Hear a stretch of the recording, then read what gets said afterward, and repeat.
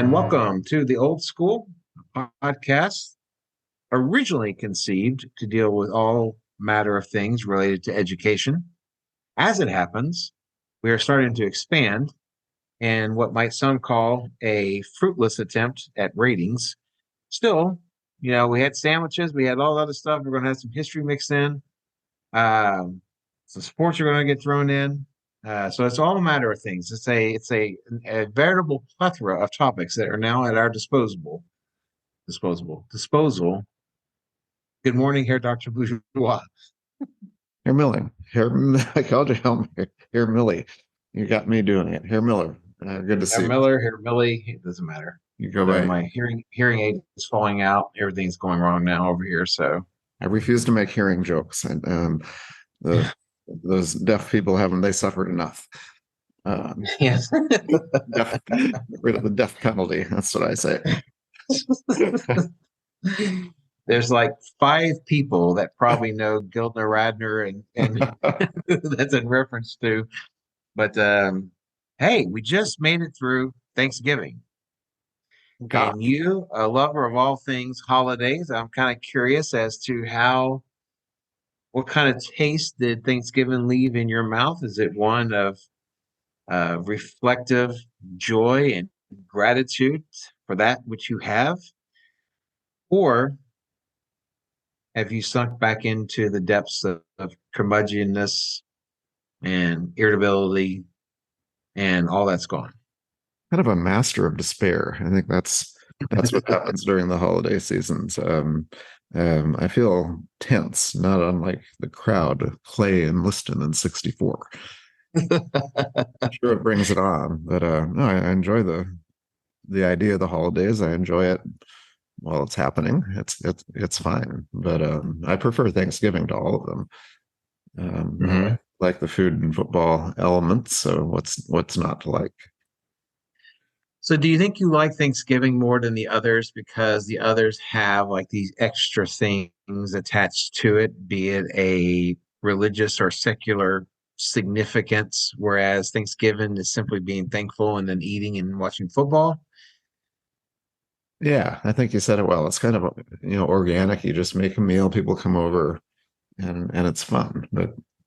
I guess it's not as commercialized. Maybe it is, but I mean the Christmas thing is a hot mess, and I think we need to stop. Just put an end to it right now.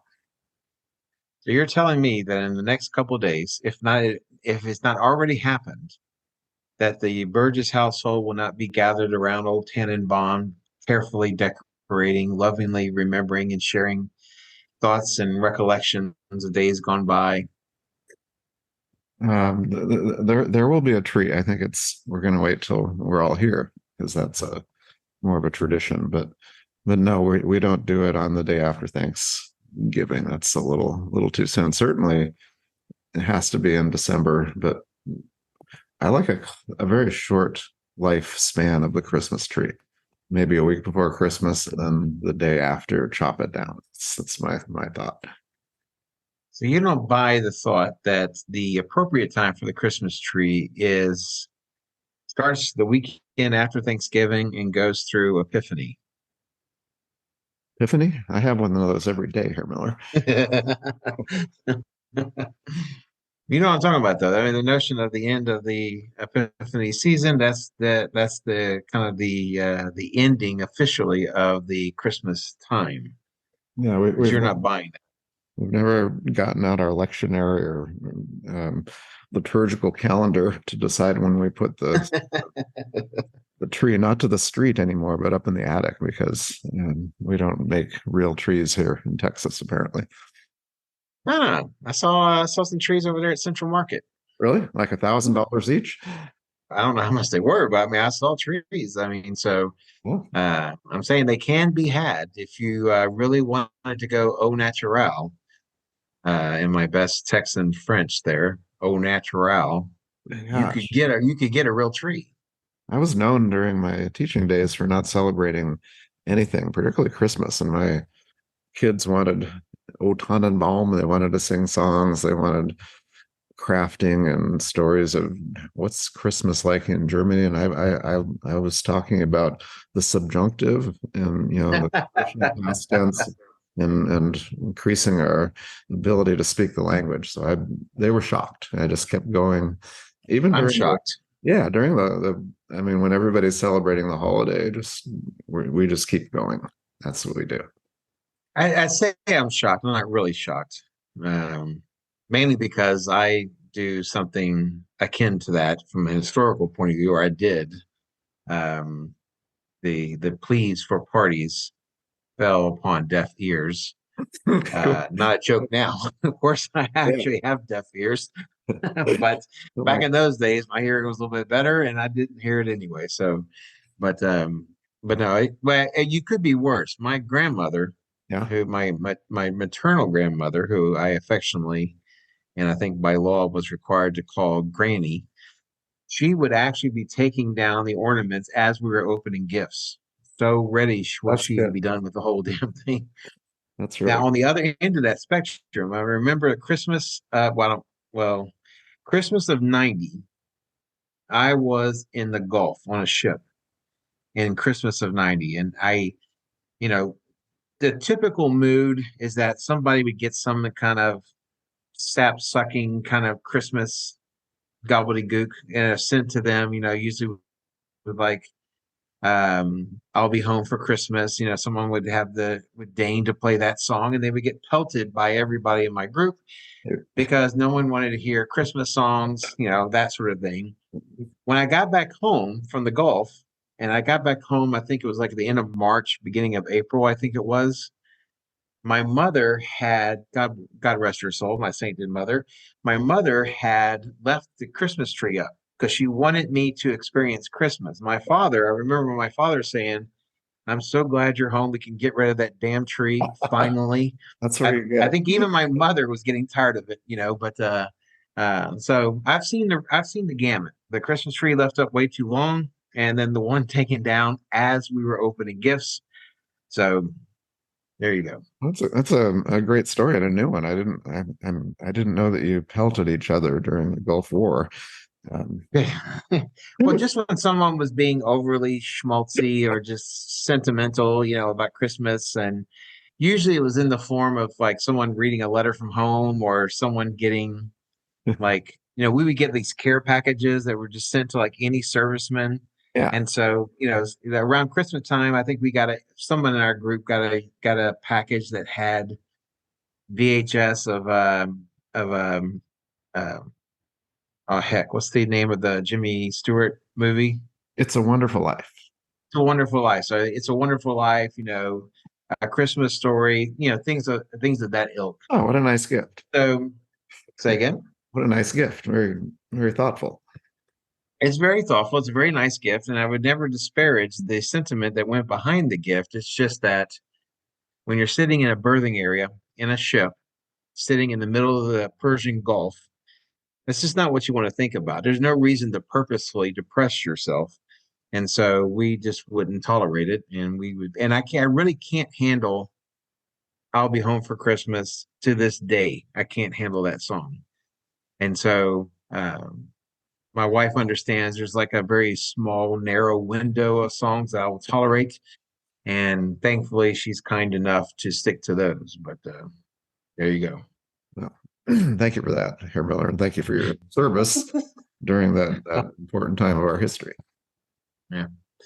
Well, what we're going to do today is we're going to delve into the much anticipated, much talked about, but yet to this date never discussed realm of sports. Now, we've talked about sports in a kind of academic sense. We talked about sports relative to, you know, athletic programming and athletic funding as far as the school district goes and that sort of thing. But today we're going to take a step away and we're going to take a look at something that has been gripping the nation, has engendered millions of debates, split families, pitted brother against brother. And that has to do with some of the new rules that some of our favorite sports are now saddled with. And we start with what some people erroneously call the new national pastime, which we all know is not true, football. What George Will said was the combination of the two worst aspects of American life: violence punctuated by committee meetings, and we have football. And so what is irking you about football? That's a long answer to that here, Miller. We should take them one at a time. Rest of the day. I thought we were gonna jump right into the designated hitter, but Well, we'll that's do that with baseball. My turn. okay. So You we're doing football. okay? Well, I don't even want to talk about this. They call it a tush push. It's not even a rule. They should. It's like the one time where they need to regulate, but they don't. It's the idea that they line up for a fourth down and nothing basically, and they have a quarterback sneak, but then they have about four people behind them pushing the line forward. Philadelphia Eagles, they're known for it, and every time it happens, I have to just walk away. I think, is this football? Is this rugby? Whatever it is, you need to legislate against it because it has to stop.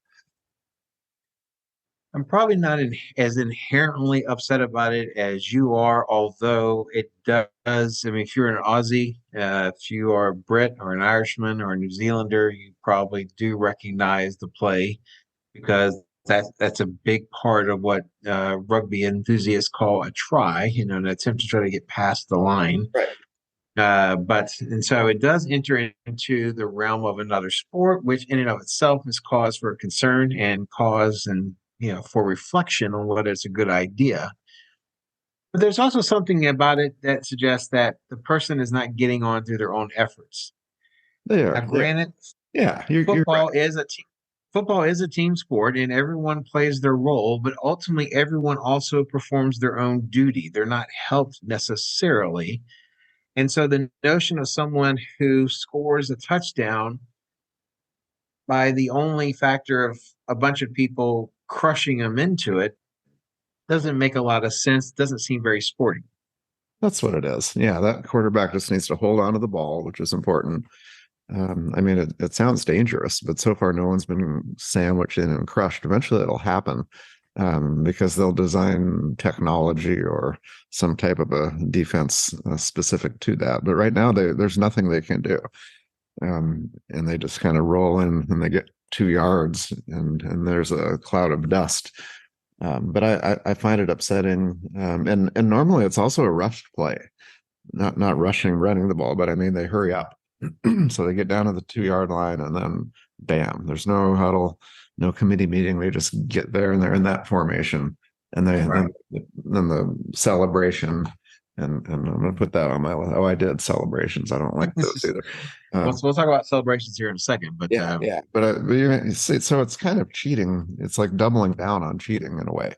As far as the whole idea of the game that we're going to do this play that's kind of tripped up to begin with, but we're going to do it before anybody's set up.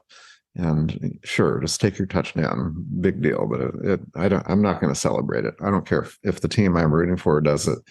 I'm going to boo. I'm actually going to boo. Now, it has been said that the first step of wisdom is seeking to understand. Yes. Can you construct for yourself a rationale that must have been thought of that led to the allowing of this play?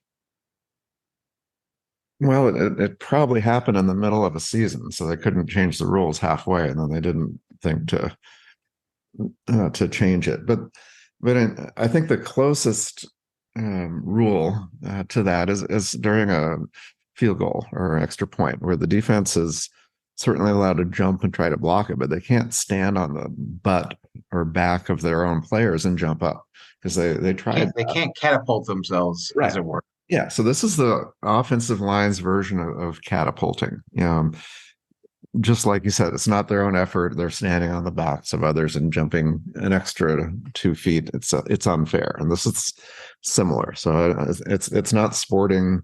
And the teams that don't do it, I applaud them. They run the ball. They do a quarterback option, something a play, but they don't just brute force do that. So here to those teams that just won't do it out of principle. I think one of the things that's going to be mentioned by those who listen to this podcast, and they're probably saying it now, and that is, you're just an old man who doesn't like how you just got to let the kids play, Steve. You just have to be able, you have to, it's times change, new rules, new generation. We just don't like your kind around here anymore, and we're going to go our own way. Is it possible? And it's going to become even more apparent your and mine parent age as we scoff at some of these things you're about to bring up. But is it possible that this all comes down to us just being old and we don't like it because it wasn't around in the 70s? We've we've grown too old and inflexible. We've outlived our usefulness. I, Is it possible that you and I, yes. I think Herr Miller, the problem of this is that in NFL football, they get the ideas. It's not a grassroots thing. It starts at the NFL level. You're going to see high school and middle school teams doing this play. You want to see that? Because they're going to do it. I mean, they're already planning it. They're a little bit slow. They may not have done it this past season, but next season, football high school teams are going to be running that play. They'll probably get 4 or 5 yards because they don't really know how to tackle, and it could just be the only play. They'll just run it every play. That'll be it. That's the game. A bunch of clouds of dust going down the field. See what I happens. actually think you didn't go. I actually don't think you went far enough. It could be that this tush push, is that what we're calling it? Uh, I'm not going to say that word again, but I looked up in an article and it used that. It doesn't really capture it. It's just whatever it is. It's a illegal quarterback sneak, is what I'm going to call it. Well, what it sounds like any 5 to 7 year old touch football or flag football game where they just kind of go en masse in one particular direction. It's like we've reverted back to. Now, I don't plan on going to any middle or high school football games anytime soon. I have a daughter, and unless she's willing to be a groundbreaker and be like the next girl that was a kicker at a high school game one day, I don't imagine that I'll go to any more high school football games than I've already been to. Wow. Certainly not middle school football. I mean, that's just ridiculous. Then, so I'm not worried about seeing it, but I do question the sportingness of it. Exactly. And the fact that, like I said, we basically reverted back to flag football. Or the early years of football where they didn't have helmets, they did a lot of stuff like that. I mean, it was ugly. It was an ugly sport. Well, it's more akin to rugby. Yeah, that's it. That's it. All right. So what's the next one? Well, yeah, I didn't think we should have even dignified this. I brought it up just to be funny. Yes. But I think replays have been going on for a very, very long time. Have they been on for 15 years, something like that, on television where they do the replays? And, but they don't have it in every sport, or do they? Do they have replays in baseball? Yes. Okay, so I mean, they breached that one, and I never thought that would happen. But Do they have it in basketball? yeah. So they've decided that the technology and we may have mentioned this before, but it's ruining society. That rule. That's all. Replay is ruining society or Yeah. technology in general? Well, that, but I don't want to take such broad strokes, but it's ruining society. Because the person in authority, the official, they're immediately questioned. I mean, what's going on in that poor official's mind when they're reviewing their play, and they're looking, at such detail. They made a call. They did the best call they could. And suddenly people in New York or whoever's looking at it, they're going to be overruled. And they seem perfectly fine with it. Oh, yeah, I might have missed that one. And they're missing a lot of them. I mean, it seems like the athletes are so good now, particularly with catching the ball, that, they do some incredible things. And the more you look, the more you think, wow, the athlete actually did it. But something's always lost, right, with this type of technology, and it's the whole soul of the game. That because suddenly there is no immediate celebration. People are kind of waiting, and you used to just get mad at the ref. That's all. Right. you got a wrong call, but the flow of the game stops. They have a TV commercial, then they come back. And so something, I mean, I think we lost more than we gained on that one. That's my humble opinion, and it's ruining society. Well, I wouldn't so much go so far as to question the soul of the game in reference to football, because I don't feel the need to speak poetically about football because there's no poetry in it. Oh, come on. You've, No you've sense seen injecting it into it, but you've seen shoehorning NFL. it in, as it were. No, no, But NFL films. I mean, that's beautiful. Come on. that's John Lucinda, and that was Yes. like 50 years ago. And so the Raider was a pillager. But no, I think the problem is that what replay has done, I liken it to the technology that we've seen in cars. So cars have done a lot of things to kind of help you back up. And yet people have gotten worse at backing up, because what they do, despite the fact that the backing up camera says, Yeah. please check your surroundings, Yeah. they don't check their surroundings. They That's just it. plow through. And if it's not in the camera, then in their mind, it doesn't exist. And so, in the same way that technology in cars have de-skilled Yes. drivers, Hmm. I think replay has de-skilled referees and umpires, and it's made them worse at their jobs. And made now, what people will do is they'll look, see, they're so bad at their jobs, they need replay. I would suggest to you that they have the cause and effect turned around. Yeah.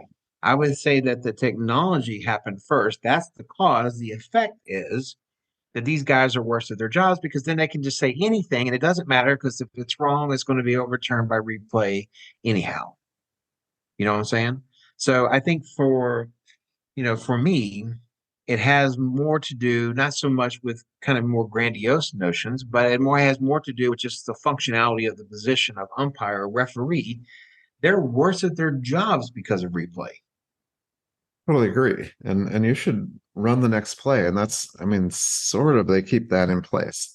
That once you run Right. another play, the past is past. But I'm saying that the past should be past right when that happens. I mean, even on the playground, we would sometimes argue about a call, or I mean, we're basically making our own calls at that point. I caught it, no, you didn't. And then you keep playing. You don't like take 10 minutes and bring in, people with video. It's just stupid. You play the game. But fans, here's what it's done. The Right. fan is suddenly the expert, because we're watching these, and everybody's a lawyer looking at this. The fans have their cell phones out in the stands now, watching that play up close, and there's something just pernicious. I don't know what it is. I hope I got that word right. That suddenly everybody is questioning the authority, and it just continues and continues. So, and it's just a game. It's just a sport, and there's a call. It's right or wrong. It's overkill. Bring in the attorneys, bring in the DNA scientists. Whatever it is, they take it too far. They take it too far. Maybe Do you think it has more to do with the fact that you as a Packer fan and me as a Raven fan or a Colts fan have not been adequately scarred by the effects of a bad call? You talk to Saints fans, and Saints fans have got a grudge against refs and, by proxy, the NFL, that could start a small religion. I would be surprised if some Saints fans did not have some sort of altar in their house where they burnt incense to the great god Jabu or whoever, it's from Major League, but they would sacrifice a bucket of chicken, just make sure that their team does not suffer anymore. Do you think it may have something to do with the fact that we have never egregiously been affected by a bad call? no, I disagree. It's a philosophical issue. People are generalizing, the poor Saints fans. I do feel for them, but they're talking about one moment and one call. Yes, it happened at a crucial time, but every play had its moments, that led up to that. And yes, it's a significant moment if you deconstruct it, but it's within the Yes. context of all these different plays, and in every play on a pro football field, there are penalties Mhm. constantly. There's holding, every play you could call it or not.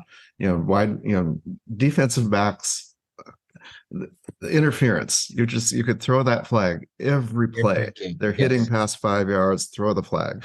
Offensive, pass interference. So there are penalties, hundreds of them, during every play.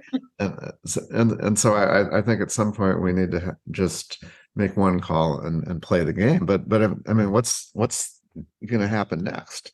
You're going to do one play and then you're going to take a day and look at all these different things. I mean, how do you make a decision? Because you're missing penalties and you're calling them wrong, and it's just a mess. And it's all because of the technology. Do you think that the fact that there are calls that could be made in every play makes the calls that are made even more specious and Yeah, therefore lends credibility to the notion of instant replay or what have you, because we are dealing with variables here that are far beyond our control? yeah. It's just like a teacher, where they write a test and then they write bad tests to begin with, and suddenly they're giving a kid a 70 or 69.4 based upon some really bad questions. Right. But they're generalizing from some one little event. But so the technology, if it is going to be applied fairly, should be applied across every scenario. And so eventually it's going to be, you have the AI technology where it's just going to call the game. you know, we had 15 penalties on this play, run it over again. And you're never going to get past a kickoff. Pretty soon AI will just play the game. Yeah, there it is. Computer will play the game, Yeah, and I never ever ever use hyperbole ever. The only way to win is not to play, in the words of the computer on War Games. I don't know if you remember that film, Matthew Broderick. Yes, Great classical film about technology run amok. the film was about. What's your next one? Oh, I was going to say the film was about Ali Sheedy, not Matthew Broderick. Well, there's that too. Um, Yes. um, well, I think I'm picking ones that position us as curmudgeons. I think that's the whole Go for it. here. So for a while, they had rules about excessive celebration, and Yes. so people made a touchdown, they did stupid ass stuff, and sometimes they got groups together. As soon as they got a group together, this looks choreographed. It was the Washington Redskins that did that, Yeah, started that. yeah, the fun bunch or whatever the hell they were Fun called. bunch, and there's in a semicircle or whatever they were doing. Yeah, so great. So they legislated that you shouldn't do that, and I believe that you score a touchdown.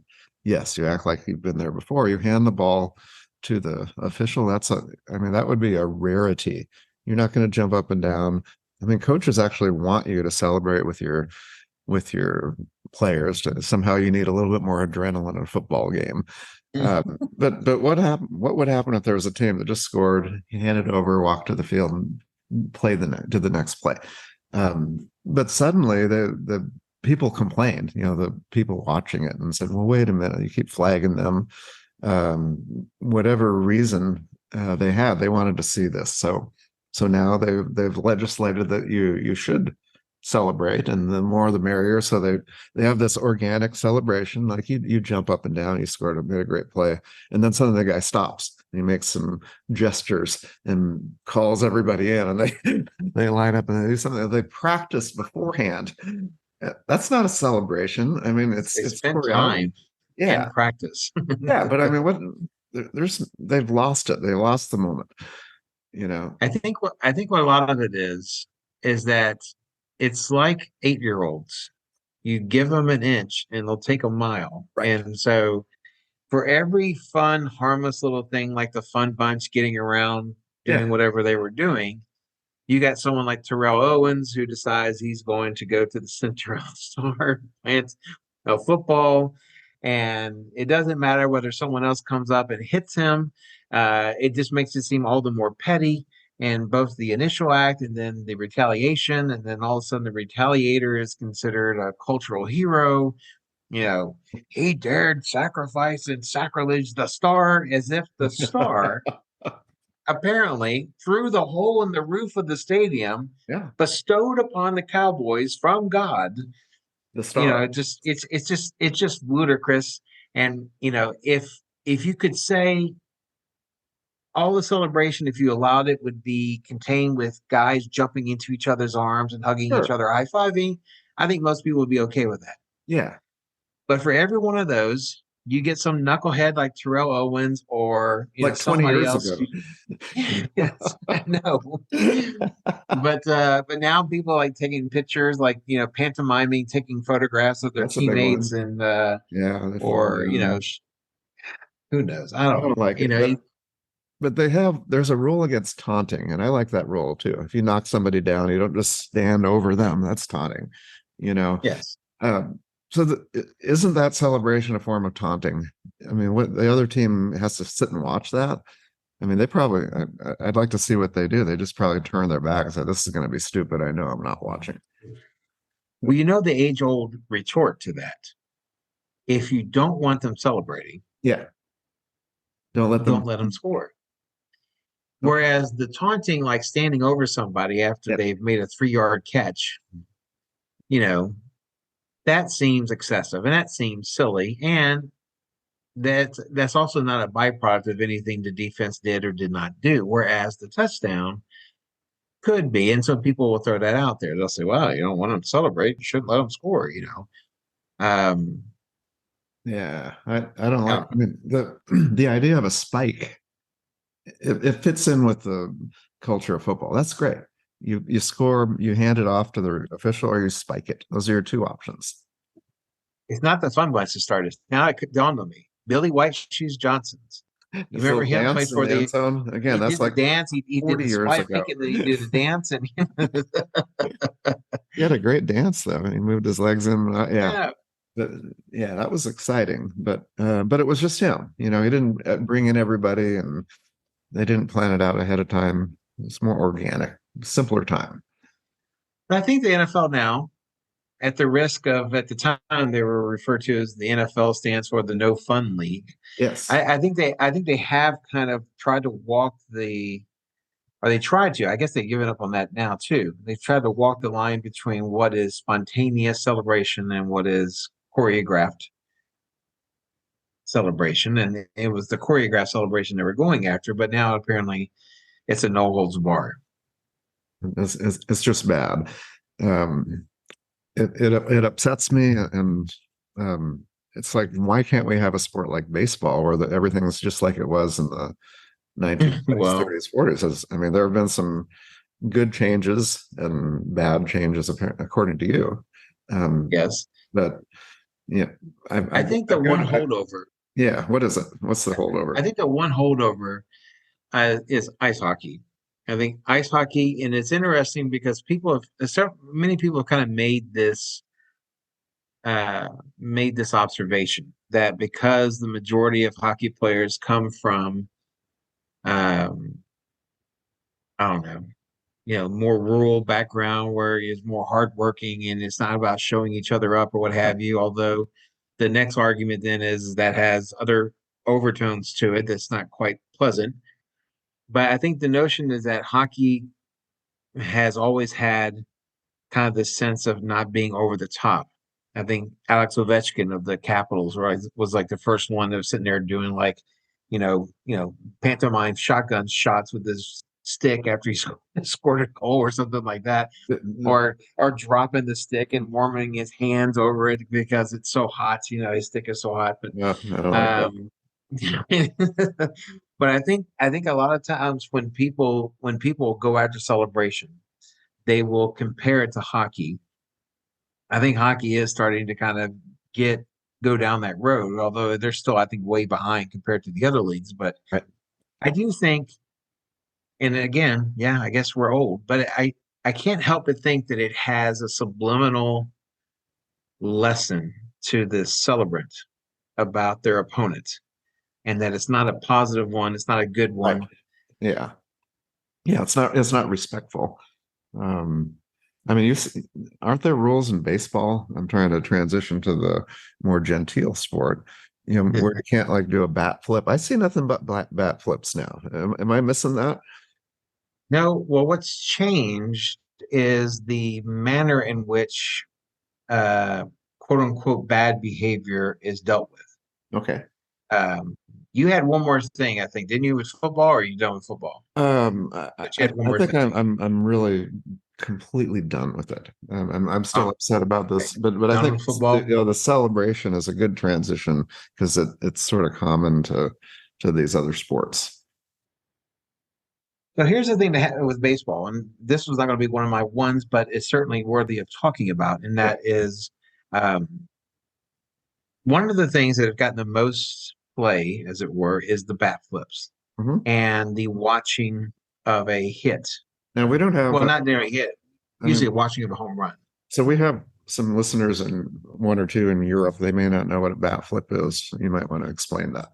Well, basically, it's just after you've hit a home run, a clear home run, you flip the bat off into the distance. A lot of times it can be towards the direction of the home team because usually the bat flip only becomes an issue when the visiting team does it in someone else's park. That's generally when you hear it talked about the most, Oh, although okay. I didn't there know are that. exceptions. Yeah.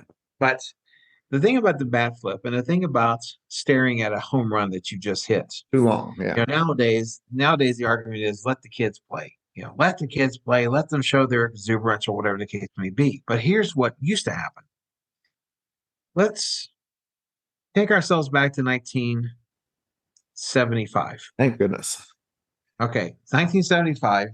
It was a better year for many reasons, maybe.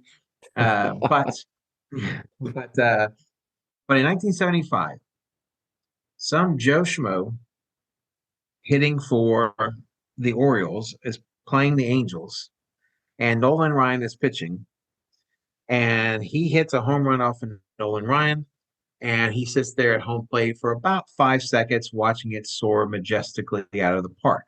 Yeah. Now, what a lot of pitchers would do was basically start yelling at them from the moment they left the batter's box. Right. Ryan wouldn't have done that, but both pitchers, both the Yeller and Ryan, the next time that guy was up, the first pitch goes into the guy's side or goes into the guy's back or goes into his hip or his leg or something Right. like that. Yeah, it has to.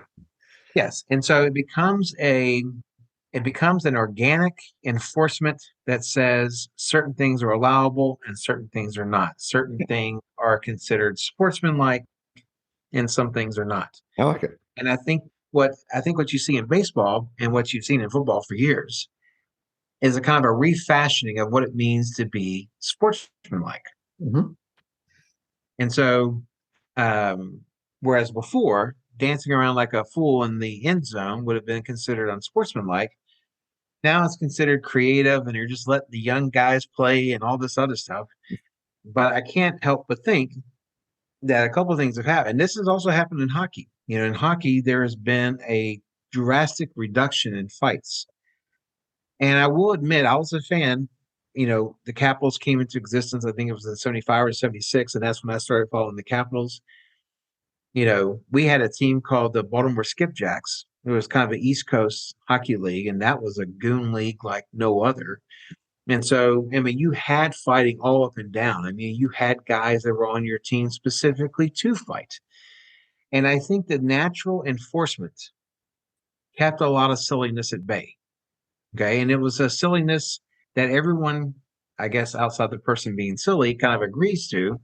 And then you suffer the consequences if you chose to do it. Baseball had it, pitcher had it, although the batter would say the pitcher had no direct consequence for their action, unless, of course, they were in the National Oh, League where the pitcher's back. well, We'll talk about that in a second. they stormed So, them out. That's what they throwing them out, yeah, or they could just throw them out too. But you know, so I think there's kind of like it's kind of a multifaceted cause and effect relationship here, where the celebration has gotten the way it's gotten because players are not allowed to kind of govern the sport themselves. Everything has to be litigated, everything has to be arbitrated. And so therefore you don't have some of the more hard asses on the mound or in the bullpen or in the dugout that you used to have. So after a baseball game, I'm showing my ignorance, but the winning team gets on the field and they all shake hands with themselves, basically, with the people who aren't Yes. on the field. So is that new or has that been around forever? they've always congratulated themselves. Right. They do not they do not intermingle with the other team. Isn't that weird? Now, I mean, they don't do I that think in hockey or baseball. They never, I mean, they don't now consult together. with hockey, they never do it unless it's the last game of a playoff series. Then the two teams meet in kind of like a line, Right. and they shake hands at the end of the last game of a playoff series. But not in a regular season game. They don't see each No, other unless no, it's in the parking lot or something. something like that. So, but so it's there's a lot here that we complain about the celebration, but it worked hand in hand with some other stuff that kept that from taking place, and that stuff is just not around as much anymore. So, what else about baseball? I mentioned a little bit about technology. Has that invaded the diamond as well? What has and I think baseball was already starting to stretch its boundaries a bit as far as time wise goes. And of course, a lot of the purists talk about baseball as a timeless game, both literally and figuratively. Right. But the kind of um, the instant replay thing kind of made it worse, as it does with all the sports. They Right. sit there and try to figure out how do you keep our games from being 4 hours long. And so what baseball did is baseball kind of and the effect of instant replay is not unlike what we talked about with football. And so what baseball decided to do was to do various actions to try to curtail it. The first has to do with pitch count. Okay, so the idea that you have not pitch count but pitch timer, Right. that you have like 15 seconds to throw a ball. If there's no one on base, you have 20 seconds to throw the ball if there is someone on base. And you can certainly suggest that that seems rather overly regimented and kind of micromanaging. But if you were a baseball fan, you also knew that pitchers had a remarkable ability to waste an inordinate amount of time Right. before in between pitches. I mean, you and I could have discussed, you know, treaties, in between pitches. So long was the time in between. And of course, batters would sit there in kind of an OCD fashion, constantly tighten and retighten their batting gloves. They hit their cleats with their bats, what have you. Step Doing out a of the bunch of box. stupid step out of the box, walk around. You could see him staring up at the sky, going, "What am I gonna do?" And I always thought in my head, I had a friend of mine I used to shoot pool with, and he said, "You think long, you think wrong." And you couldn't help but wonder if maybe this law should be even placed in baseball. Right. And so I am actually a big fan of the more recent changes because I thought it was absurd that the average game was over 3 hours long. Now the average game is like 2:45, at least this past season it was. But things like the pitch clock. There's another thing about larger bases to kind of encourage more steals. I mean, they're only increasing it by like 2 inches on either side. Who cares? I mean, I don't think that's going to sacrifice the sanctity of the stolen base, Yeah, but is that new? I it mean, does make it a little bit more exciting. but the base, I mean, there are certain things in this world that have never changed. The distance between home plate and second Right. base and home plate and the mound. But you're saying that they changed the bases? Slightly. It's a slight enlargement of the base to try to encourage more base stealing. And also, they say to make it safer, although I find that a little bit dubious, um, that was the kind of the rationale used for it. So what about record books? I mean, does that even matter anymore? But I mean, you change the ball or change a lot of little things, and these records get blown away. Well, it's the biggest thing that people talk about with regards to baseball is Mhm. statistics, Right. because baseball perhaps more easily than any other sport can compare itself to itself. Right. So that you could look at someone like Ty Cobb Mhm. and look at his batting, and you say he hit 383 in 1911, and then you look at the great amount of batters today, most of which cannot crack 270 Right. or 275. And so there is a comparison there, and I think it is a fair compare. It's a fair thing to bring up. how do you compare a current player from a past player? In most other sports, they don't even try No. because the it's apples and oranges. But in baseball, because it's more or less the same sport, you can more easily do it. So it And was, so anytime there's any kind of change suggested in baseball, yeah, records come up. people go crazy. Who was pitching to Ty Cobb, by the way? Well, Christy Matheson was pitching to Ty Cobb. Walter Johnson was. Walter Johnson, a name I've heard. So did Walter Johnson throw over 100 miles an hour? Well, they didn't have that kind of technology to kind of measure that. It is thought that he did well over 100 miles. He almost had like a slingshot kind of motion that he did. Dang. And Ty Cobb, considered the greatest hitter in baseball history, said that Walter Johnson was the only guy he was slightly intimidated by Wow. because so fast did he throw. And he measured the pitches that he got from Johnson not by the speed, but by the sound that it made. In the And glove. Cobb was a meticulous observer of pitchers and their tendencies or what have you. And he had a fairly keen ear to be able to pick up just how fast something was going simply Wow. by the sound of it. It's impressive. I do like the consistency of that. So they've tried to be, I mean, they have lots of good conversations about changes in technology and they think about the good of the game in addition to the viewing experience. It's always a conversation. It's always a debate, Mm-hmm.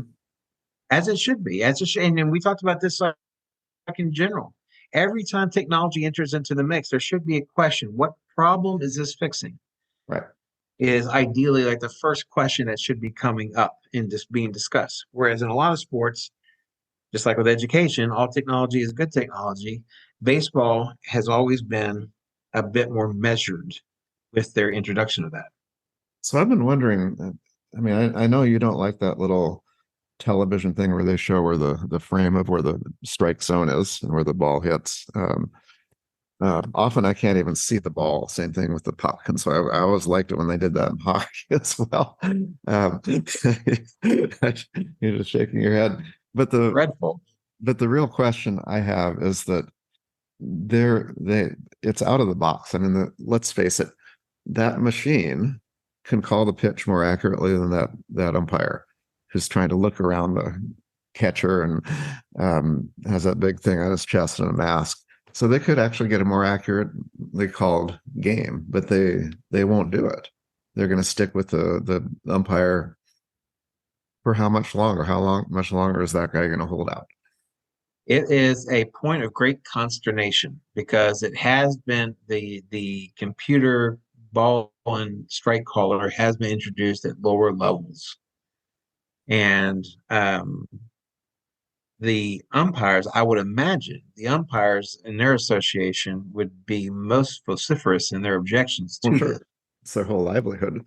But yeah, and so I don't feel the need, and this is like a general kind of social thing, and that is this desire for everything to be perfect. Right. As the great pianist Thelonious Monk said, perfect is boring. I find no value in perfection. And so for me, it's more about the intent of the individual. Is the intent of the individual to get it right? Are they trying their darndest to get it right? And are they good at their job? And if you're good at your job and you're doing your best to try to get it right, I think that should stand on its own. Certainly, just as much as it should stand on its own for the players. I don't know why the players are not asked for perfection, but somehow the umpires are supposed to be. Really? And so for me, I think there's kind of larger implications here that may be moving this conversation the way it's going. Yeah. But as I said, it's being argued in baseball. So you have to draw some lines. I mean, they do have replay in baseball, but it's usually for calls at the plate or something like that, or on a base. But they're not going to overrule a pitch. The replay does not impact Right. balls and strikes. You cannot Yeah. use that for that purpose. Yeah. Because once that happens, I mean, it could be immediate. It's just like they do in tennis. You know, on the Grand Slam major events, the player can challenge a call and then they get it immediately. They're very fast, and nobody makes a big deal about it. So potentially it could be seamless, but you would have to question the call, and you get like three of them or something, maybe. But that I think it could be limited, but I don't like it at all, honestly. I think that there's something great about being mad about the call, and the manager comes out there and kicks dirt and all of that. That's what the game's all about is The struggle. this. Yeah, that's right. It's not easy, and unless the are they called refs, umpire, whatever they are, that Baseball. yeah, that they are attacking and trying to hurt a team from their chances of winning. Usually they don't Right. really care. um you're gonna miss some and get some right, And that's the way it should be. Thinking about tennis, of course, I am not a watcher of tennis. I think the only times I have watched it, there's been a question about a call. It was my understanding that tennis had two line judges, and then they had the guy in the chair or the lady in the chair, right? Was that for in the 70s? Was that not the sole arbiter of what was in, what was out? Yeah, they had Was it people? quite, they were surrounded by line judges and somebody calling the net and so forth. But suddenly the technology can do that, but they're still there. So they're still making the call, but then if it's challenged, the machine comes in. Right. But I'm sure it's the same thing. They've tried it with the machine calling everything. And once again, there's something always lost when you're taking the humanity out of it. And I think before people think that this is kind of like a pointless conversation, Oh no, it's not. If you're not a sports fan, then yes, it is a pointless conversation, and you're I, probably asking yourself, why have you listened for I this long? disagree. But No, no, no. Because you're about to make the connection to the greater world here. and I am, because I think what we're talking about is what should be our expectations of reality. Mhm. Our expectations of reality should not be this attempt of trying to perfect it, because, as they say in Texas, that dog don't hunt. There's no such thing as perfection in that sense. And I think the pursuit of it makes us more anxious, makes us more tense, makes us more irritable, makes us more disagreeable in general. And so for me, I think, if for nothing else, but just an attempt to try to make life better, I think that there are some things that you should be allowed to deal with Mhm. and move on from, because you're not getting paid. I mean, what do you care? I mean, Yeah. yes, I know we're fans because you and I are both big fans. I'm a huge baseball fan. You're a huge football fan. We're fans. We get it. But ultimately, I just wonder what the end result is on this direction that we seem to be going, trying to create perfection. It's just not the way it's supposed to be. It's Oh, not the way life is. Why would we expect it on the football field or the baseball field? yeah, it's a psychosis. And you shouldn't expect the same level of accuracy, catching a ball on the sidelines and looking at your toes in that line of chalk or whatever. And compare that to doing open heart surgery, where details matter, but not Yes. so much with the toes on the sideline. Yeah, and yeah, and it's about what our expectations are or what they should be, and this is what has led us down this road. I hope, I'm not hopeful, but I hope that the sports can manage to rein it in, keep it in check. That's not been the case historically of institutions, but hope springs eternal. So I guess so. It's going to lose me. I turn off the television completely. I don't shut the power off in my house, but I'll turn the TV off if there's a challenge to a play. Not in football, but in basketball, because I think basketball, it takes a long time to get the results. And I'm done watching the game. So the challenge call, even if it's a playoff game, TV's off. I'm done. is that on TV? Basketball? Yes, it is. But it seems to bother me more there than the others somehow. But the same thing holds for football. You get a kind of a restroom break, you'll get some food, but I just turn the TV off and say, I'm out. Right. Hmm. Well, I don't know if there's any answers to this. I mean, I think, with baseball, the other big thing that people talk about is pitchers hitting, and I think if you play baseball, you should have to hit. I don't know if any of these things get solved. Clearly, baseball has drunk the Kool-Aid and they have gone completely to the designated hitter. So that ship has sailed. But maybe with some of these other things, there is, and on one hand, you can see an attempt to try to bring some sanity to the process. But in other areas, it looks like people have given up on sanity a long time ago, and it's made everything worse. Just like these damn cars with all these bells and whistles that, um, there's a writer who I'm looking at Matthew Crawford, who wrote a book about why we drive and talks about the notion of technology in cars today de-skilling Right. drivers. And you see it with technology in general. You see it among students, their inability to be able to do things that students 40 years ago could do. And you see it among umpires and athletes and what have you. And even though these men and women are at the peak of physical prowess, and they have abilities far beyond anybody 40 years ago, that they still are crippled by certain things. And I can't help but think that technology plays a role. So we've Huh. identified this, and it's ruining our society, as I said before. Yet one more thing ruining our society. That's all.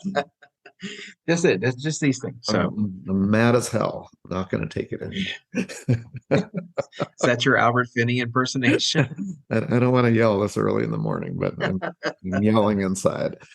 Oh, Jesus. All right, fine. Very good. Well, we Um, have more college football. Are you going off to watch Michigan, Ohio State, or can I'm you not gonna be bothered I'm gonna watch a anymore? little bit, but the actor was Peter Finch. I just have to correct you, Oh, Herman. Peter Finch. Okay, I'm sorry. I didn't want to leave that out there, but yeah, the Okay. Michigan Ohio State game. I'm gonna watch that until there's a questionable call. Then once again, I'm out.